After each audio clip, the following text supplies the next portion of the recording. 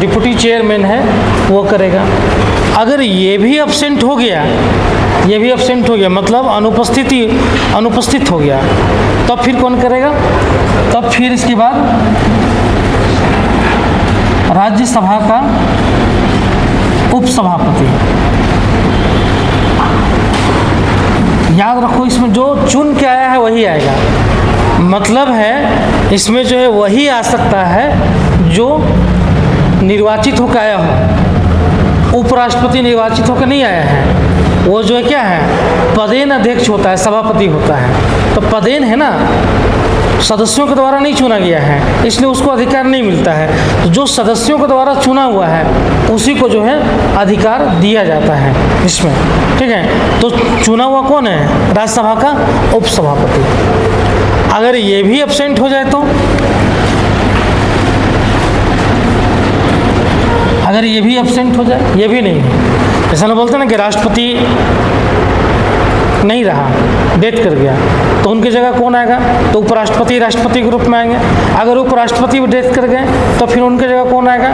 तो supreme court का जो है चीफ जस्टिस CJI आएंगे। अगर वो भी नहीं रहे तो जो भी वरिष्ठ है उसमें से आते रहेगा, सीनियर में से जो है वो आते रहेगा। उसी तरह संयुक्त बैठक में है, संयुक्त बैठक का आयोजन तो जो है सिंपल सा बात है कि तब किया जाता है जब गतिरोध हो जाए दोनों सदन में। तो गतिरोध कब होता है? दो इसका जो है काउजेज है, कारण है। एक होता है कि जब लोकसभा या राज्यसभा कोई भी सदन जो है बिल को पारित कर दे और दूसरा सदन जो है उसको 6 महीने से अधिक समय हो जाए और पारित न करे, तो गतिरोध माना जाता है। लोकसभा उसको पारित कर दे, दूसरा सदन जो है उसमें संशोधन कर दे और फिर वो पारित नहीं होता है, 6 महीना अधिक हो जाए, तो फिर गतिरोध हो गया। तीसरा हो गया कि लोकसभा पारित कर दे या राज्यसभा और दूसरा सदन उसको अस्वीकार कर दे, तो भी गतिरोध माना जाता है। तो गतिरोध जब हो जाता है तब फिर माना जाता है कि फिर जो राष्ट्रपति क्या करते हैं, आर्टिकल 108 के तहत जो है संयुक्त बैठक का आयोजन करते हैं, ठीक है। अब संयुक्त बैठक का आयोजन होगा तो संयुक्त बैठक के आयोजन में जो है जो नियमावली होता है वो लोकसभा का ही नियमावली चलता है, लोकसभा का ही पूरा नियम प्रक्रिया जो इसमें लागू होता है। और लोकसभा अध्यक्ष उसकी क्या करते हैं, उस बैठक की अध्यक्षता लोकसभा अध्यक्ष करते हैं। राष्ट्रपति को संयुक्त बैठक को बुलाने का अधिकार तो है, लेकिन उसको स्थगित करने का अधिकार नहीं होता है। राष्ट्रपति बुला तो लेते हैं लोग संयुक्त बैठक का, लेकिन स्थगित कौन करता है? लोकसभा अध्यक्ष करते हैं। तो स्थगित करने का अधिकार लोकसभा अध्यक्ष के पास है, समय निर्धारित करने का अधिकार लोकसभा अध्यक्ष के पास है, ठीक है। कितने समय तक बैठक होगा ये सब निर्धारित करने का अधिकार लोकसभा अध्यक्ष का है। चाहे जो भी अध्यक्ष है, लोकसभा अध्यक्ष है तो ठीक है, नहीं तो उपाध्यक्ष है। अगर वो नहीं है तो फिर राज्यसभा का उपसभापति है, जो भी निर्धारित कर दे, ठीक है। और वहाँ पे जो है लोकसभा का जो है पूरा नियमावली चलता है। और उसी तरीके से यहाँ भी लोकसभा अध्यक्ष, लोकसभा का उपाध्यक्ष और राज्यसभा का उपसभापति। अगर राज्यसभा का उपसभापति भी नहीं है तो उन्हीं सदस्यों में से कोई एक व्यक्ति को जो है अध्यक्ष की पोस्ट पर चुन लिया जाता है, ठीक है। उन्हीं में से किसी एक व्यक्ति को चुन लिया जाएगा। क्लियर, समझ में आया? तो ये जो है बैठक की अध्यक्षता है। अब इसमें सिंपल है, अब इसमें प्रक्रिया क्या होगा? अब तीसरा जो पार्ट है वो क्या है? अब बैठक तो हो गया। अब बैठक इसलिए किया गया था क्योंकि गतिरोध हो गया था, ठीक है। बैठक तो इसलिए हुआ क्योंकि गतिरोध हो गया। अब बैठक जब गतिरोध हो गया, अब जब ये बैठक हो गया, अब बैठक में क्या होगा? बिल को जो है बैठक को, अब बिल को पारित करना होगा ना।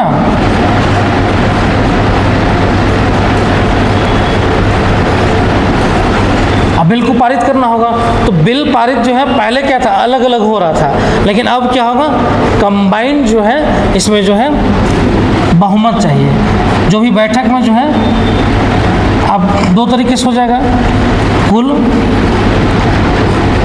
सदस्यों का बहुमत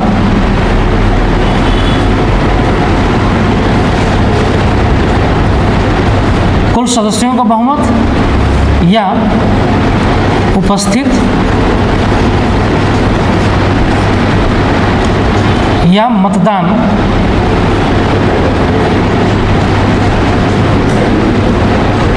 करने वाले सदस्यों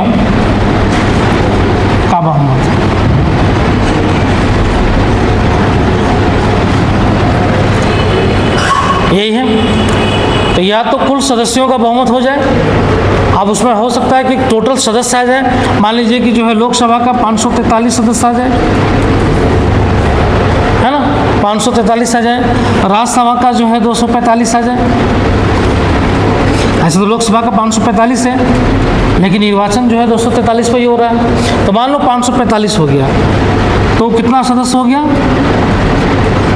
790 सदस्य हो गया टोटल। दोनों सदन का मिलाकर सारा लोग आ जाए, बोल रहे सारा लोग आ जाए, तो 790 हो गया, तो 790 सदस्य हो गया। अब इसका बहुमत हमको चाहिए, इसका बहुमत चाहिए, तो बहुमत क्या होगा? n/2 + 1, ये बहुमत हो जाएगा, ये होगा ना। मतलब जो 790 है उसको 2 से आप डिवीजन कर दीजिए, +1 जोड़ दीजिए, बहुमत हो गया। ठीक है, तो ये हो गया आपका बहुमत। या तो कुल सदस्यों का बहुमत हो गया, या दूसरा फॉर्मूला है उपस्थित या मतदान करने वाले। आपको जरूरी नहीं है कि उपस्थित जो है वो सही मतदान ही करेगा, है ना। तो जो उपस्थित है या जो मतदान करने वाला है, जो मतदान करने वाले सदस्यों का बहुमत। अब मतदान करने वाले जो हैं, जो भी मतदान करने वाले सदस्य हैं, उनका n/2 + 1 जो होगा वो, तो जो भी हो जाए। आपको जरूरी नहीं कि 200 लोगों का यहाँ पे इनरोलमेंट है कि 200 लोग क्लास आ ही रहा है, कोई जरूरी नहीं है। अब मान लीजिए इनरोलमेंट 200 लोगों का 50 लोग आ रहा है क्लास, है ना, तो 50 लोग आ रहा है। अब उसमें भी मान लीजिए 50 लोगों में 5 लोग ऐसा है जो आया और फिर चला गया बीच में ही, तो उसका नहीं हुआ काउंटिंग। तो ले दे के 45 लोग आए हैं, तो 45 लोगों का क्या होगा? बहुमत चाहिए, तो 45 लोगों का बहुमत, तो वही हो कि क्या? मतदान करने वाले का बहुमत। जो पढ़ाई करेगा उसी का ना काउंटिंग करेंगे हम। और जो आया 5 मिनट पढ़ा फिर निकल गया, तो उसका काउंट क्यों करेंगे हम? नहीं करेंगे। ठीक है ना, समझ में आया? तो ये तीनों फार्मूला तुम्हारा आ जाएगा, कुल सदस्य या उपस्थित या मतदान करने वाले सदस्यों का बहुमत। अब जो मतदान करने वाले सदस्यों का बहुमत है पारित हो गया, तो बिल पारित हो गया। क्लियर, समझ में आया? मतलब पारित हो गया। अब मान लीजिए कि 50 लोग हैं, 50 लोगों में 26 लोग जो है मतदान कर दिया पक्ष में, पारित हो गया विधेयक। तो सिंपल सा है, इसमें जो है पारित होने के लिए बहुमत चाहिए, कोई विशेष बहुमत नहीं चाहिए, बहुमत चाहिए। दूसरा चीज़ है कि सिंपल सा ये सिर्फ और सिर्फ साधारण विधेयक में ही हो सकता है, याद रखना एकदम। साधारण विधेयक पे होगा, संविधान संशोधन विधेयक पर संयुक्त बैठक नहीं हो सकता है, और धन विधेयक पर तो होगा ही नहीं, क्योंकि धन विधेयक में तो राज्यसभा कोई अधिकारी नहीं है, तो धन विधेयक पे होगा नहीं। तो सिर्फ एक ही विधेयक पे होना है, वो है साधारण विधेयक। संविधान संशोधन विधेयक, धन विधेयक, वित्त विधेयक को छोड़कर सारा विधेयक क्या हो गया? साधारण विधेयक हो गया। बस ऐसे याद नहीं करना है साधारण विधेयक कौन कौन है, ऐसे याद करो कौन नहीं है, समझ में? तो मालूम चला संविधान संशोधन, धन और वित्त विधेयक, 3 को छोड़ दो, बाकी सब विधेयक क्या है? साधारण विधेयक है। 3 याद रखना, बाकी सबको साधारण विधेयक में डाल देना है। याद करने का ये भी तरीका होता है, समझ में? अब हम लोग को अब जैसे होता क्या है, बचपन में होता है कि मान लिया हम लोग वॉवेल पढ़ते हैं, कॉन्सोनेंट पढ़ते हैं, तो हम लोग पढ़ना है कि कॉन्सोनेंट पढ़ रहे हैं। अब हम लोग कॉन्सोनेंट खूब रट रहे हैं, है ना, पूरा का पूरा जो है मालूम चला कि जो है 26 लेटर में जो है कितना लेटर हुआ कॉन्सोनेंट? 26 लेटर में कितना हो गया? 21 लेटर हम रट रहे हैं, ये कॉन्सोनेंट होता है। तो बेवकूफ़, वैसे रटने से फ़ायदा है कि हम 5 को वोवेल रट लें, बाकी कॉन्सोनेंट मान लें। नियम तो ये भी होता है ना कि 5 को वोवेल हम रट लें, 5 को रट लिए, बाकी को हम मान लें कॉन्सोनेंट है। तो इसको बोले स्मार्ट। बाकी जो है कॉन्सोनेंट भी रट रहे हैं, वोवेल भी रट रहे हैं, तो बोल दिया उसको जो है प्रक्रिया अलग टाइप का। ठीक है, यही जो है आपका ये है। तो 3 याद रखिए, संविधान संशोधन विधेयक, धन विधेयक और वित्त विधेयक को छोड़कर सारा विधेयक साधारण विधेयक है। और साधारण विधेयक में ही आपका क्या हो सकता है? संयुक्त बैठक का प्रोविजन हो सकता है 108। धन विधेयक, प्रथम श्रेणी का वित्त विधेयक और संविधान संशोधन विधेयक। लिख लो ना, बस सोचना क्या है। क्लियर, समझ में आ गया सबको?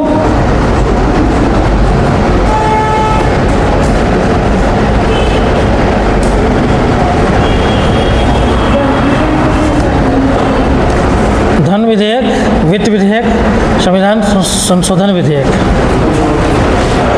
इसको छोड़ के सारा साधारण विधेयक।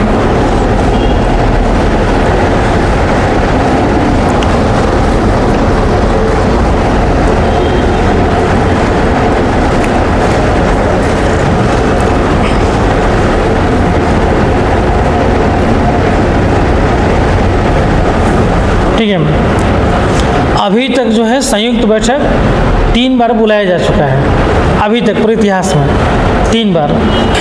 फर्स्ट टाइम बुलाया गया था दहेज प्रतिषेध अधिनियम 1961 को पारित कराने के लिए। ठीक है, 1961 में ये आया था, गतिरोध होने के कारण जो है 1962 में संयुक्त बैठक का आयोजन किया गया था और इसको पारित करवाया गया था। ठीक है, कब? 1962 में। कौन सा? दहेज प्रतिषेध अधिनियम, मतलब दहेज को रोकने के लिए अधिनियम लाया गया था, उस बिल को जो है पारित करने के लिए किया गया था। दूसरा, बैंक सेवा आयोग निरसन अधिनियम, बैंक सेवा आयोग निरसन अधिनियम 1977। ठीक है, 77 में पारित हुआ था, लेकिन जो है इसकी बैठक 1978 में हुआ था। बैंक बैंक सेवा आयोग निरसन अधिनियम। और तीसरा था पोटा आतंकवाद निवारक अधिनियम, 2002 में इसका बैठक हुआ था। ठीक है, यही अभी तक का 3 बिल है जिसको लेकर जो है क्या किया गया, संयुक्त बैठक का प्रोविज़न किया गया। क्लियर? पहला दहेज प्रतिषेध अधिनियम, दूसरा बैंक सेवा आयोग निरसन अधिनियम 1977, और तीसरा आतंकवाद निवारक अधिनियम, या ब्रैकेट में पोटा भी लिख सकते हैं, POTA पोटा 2002। क्लियर?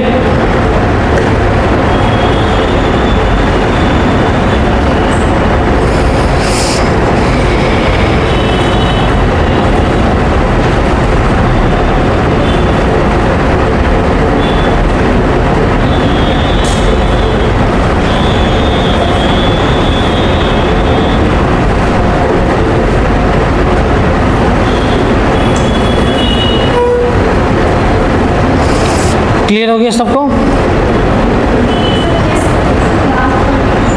क्या लास्ट हो? लास्ट जो बताए थे पोटा, POTA पोटा 2002।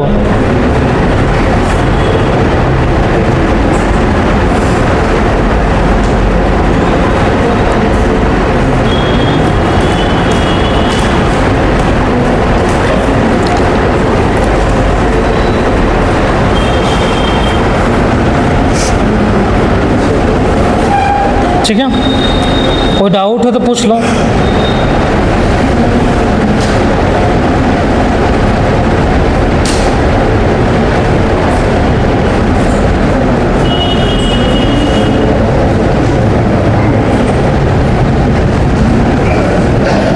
कोई डाउट है?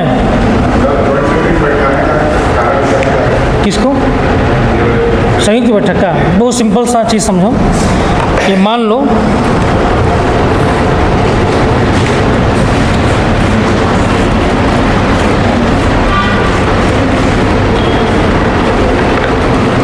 कोई भी विधेयक है, दोनों सदन से पारित होगा, राष्ट्रपति से साइन होगा, तभी वो एक्ट बनेगा, है ना, कानून बनेगा।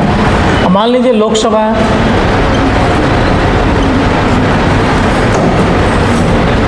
ये राज्यसभा है, 2 सदन है, लोकसभा और राज्यसभा। अधिकतर बिल जो है लोकसभा में ही लाया जाता है, क्योंकि सरकार के पास बहुमत कहाँ होता है? लोकसभा में। इसलिए अधिकतर बिल जो है लोकसभा में लाया जाता है, और अधिकतर बिल जो है वो सरकारी विधेयक ही होता है, क्योंकि विधेयक तो 2 तरीके का होता है, एक जो है प्राइवेट बिल भी होता है, ठीक है, और दूसरा सरकारी विधेयक होता है, ठीक है, गवर्नमेंट बिल। प्राइवेट बिल कौन होता है और जो है गवर्नमेंट बिल कौन सा होता है? दोनों में अंतर बेसिक समझते हैं क्या? नहीं समझते हैं। बेसिक अंतर क्या होता है कि जो मंत्री परिषद के सदस्यों के द्वारा लाया जाता है, मतलब जो मिनिस्टर ऑफ काउंसिल्स है, अगर उसके जो भी मेंबर हैं उनके द्वारा कोई बिल लेके लाया जाएगा, वो कहलाएगा सरकारी विधेयक। मतलब कोई भी मिनिस्टर्स, चाहे वो कैबिनेट मिनिस्टर्स हो, स्टेट मिनिस्टर्स हो, या सेपरेट स्टेट मिनिस्टर हो, या डिप्टी मिनिस्टर्स हो, 4 तरीके का मिनिस्टर्स का कैटेगरी है। अगर कोई भी मिनिस्टर्स लेके आ रहा है तो होगा सरकारी विधेयक, ठीक है। और मिनिस्टर्स के अलावा, मतलब मंत्री परिषद के अलावा कोई भी सदस्य बिल लेके आएगा, वो क्या कहलाएगा? Private bill. मतलब कोई जरूरी नहीं है, अगर बीजेपी कांग्रेस तो कोई जरूरी नहीं, कांग्रेस लेके आएगा तब। बीजेपी का भी कोई एमपी अगर लेके आता है लेकिन मंत्री परिषद के सदस्य नहीं है, अगर लेके आता है तो क्या कहलाएगा? Private bill.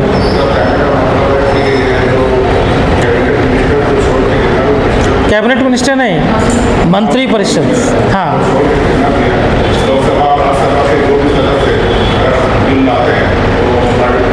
हाँ ठीक है, राज्यसभा से मिनिस्टर होता है ना, कोई जरूरी नहीं है। लोकसभा, राज्यसभा कहीं भी सदन में लाया सकता है बिल, तो कोई भी सदस्य हो, कोई भी लेके आएगा प्राइवेट होगा, समझ में आया? तो बिल आया प्राइवेट, या जो है अधिकतर बिल जो है सरकारी लेके आती है, क्योंकि प्राइवेट बिल कोई लेके आएगा और उसमें समर्थन नहीं होता है तो सरकार मान लीजिए बिल लेके आई लोकसभा में, है ना, कोई भी मंत्री जो है बिल लेके आए, ठीक है, मंत्री बिल लेके आए। बिल लाने के बाद जो है क्या होता है कि ये सदन जो है, लोकसभा जो है इसको पारित कर दी। चूँकि जो है लोकसभा में सरकार के पास विधेयक है, बहुमत है, वो पारित कर ही देती है। अब इसमें जो है बिल कोई भी आता है तो उसमें अलग अलग जो है 3 स्टेज में जाता है, फर्स्ट, सेकेंड, थर्ड जो है अभी हम पढ़ा दिए हैं, है ना, तो हम नहीं बताएंगे ज़्यादा। तो 3 स्टेज में जो है बिल जो है इसमें पास होता है, 3 स्टेज प्रक्रिया होता है जिसमें गुजरता है, ठीक है। और उसके बाद जो है फिर जो है यहाँ से पारित हो जाता है तो फिर दूसरे सदन में जाता है, राज्यसभा में।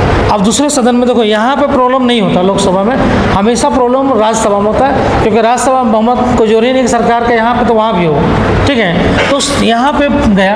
अब देखो राज्यसभा क्या कर सकता है, कंडीशन समझो कि राज्यसभा इस बिल पे क्या करेगा, या तो इस बिल यहाँ पे आया या इसको पारित कर दिया। पहला कंडीशन क्या होगा कि इसको पारित कर दे तो कोई विवाद ही नहीं होगा, अगर पारित कर दिया तो कोई विवाद तो होगा नहीं। दूसरा कंडीशन क्या हो सकता है, संशोधन कर दे।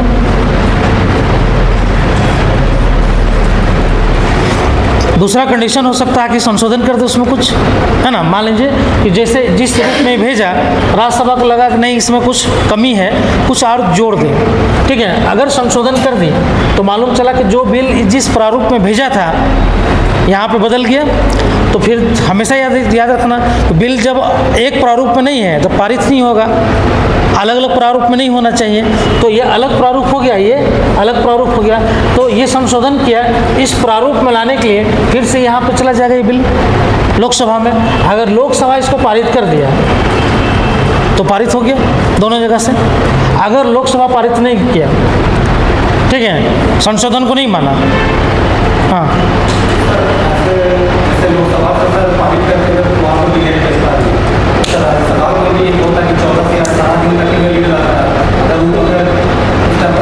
वो आप धन विधेयक की बात कर रहे हैं, उसमें अभी नहीं जाना है, हम साधारण विधेयक की बात कर रहे हैं। धन विधेयक हम पहले ही बोल दिए, धन विधेयक, वित्त विधेयक और संविधान संशोधन को छोड़ दीजिए, उसके बाद बात कीजिए, ठीक है। तो यहाँ पे चला गया, तो ये जो आप यहाँ पे क्या होगा लोकसभा में, या तो पारित कर देगा या तो फिर संशोधन को स्वीकार नहीं करेगा, तो नहीं करेगा, ठीक है, और फिर से जो है पास कर दिया यहाँ से उसी रूप में और फिर भेज दिया यहाँ पे।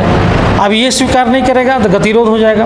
तीसरा हो गया कि यहाँ से भेजा और जो है ये इसको अस्वीकार कर दिया, ठीक है, रिजेक्ट कर दिया, राज्यसभा रिजेक्ट कर दिया तो भी गतिरोध हो गया, ठीक है। और क्या कंडीशन हो सकता है, और कंडीशन हो सकता है कि 6 माह तक जो है, 6 मंथ तक जो है कोई कार्रवाई नहीं किया,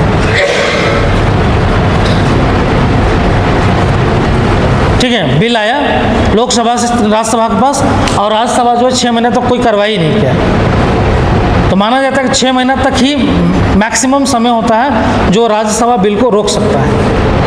6 महीना तक, याद रखिएगा, 6 महीना तक ही मैक्सिमम समय होता है। अगर 6 महीना में पारित नहीं किया तब गतिरोध हो जाता है। समझ में आया?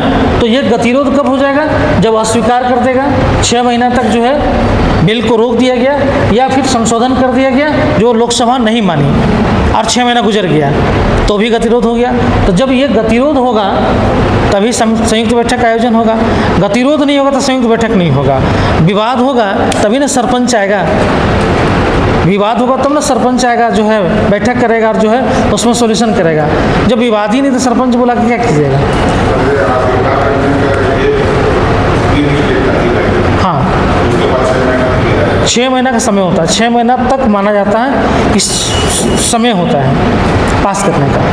6 महीना तक अगर लटक गया, पास नहीं हुआ, उसके बाद ये गतिरोध में चला गया।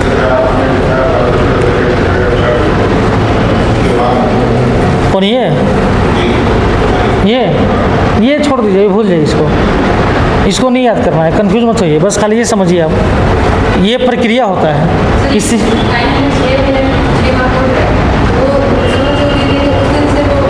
हाँ, जिस दिन से पारित कर देगा, राज्यसभा को भेज दिया, उस दिन से काउंट होगा 6 महीना। ठीक है, क्लियर, समझ में आ गया?